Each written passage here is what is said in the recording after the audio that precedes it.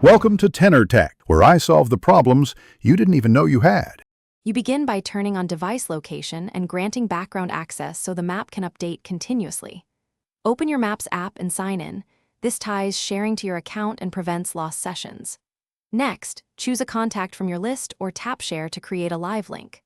Once you select a recipient, decide a duration, 15 minutes, 1 hour, or indefinite, so the map will stop automatically if you prefer. This keeps control in your hands.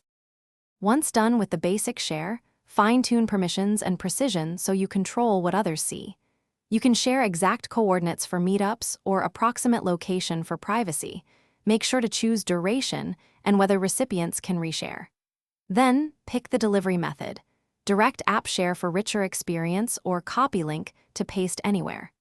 Test this by sending to a trusted contact to confirm updates and accuracy, and notice how battery and data use change while live sharing is active. To finish, stop sharing from the app or revoke the link so your position is no longer broadcast.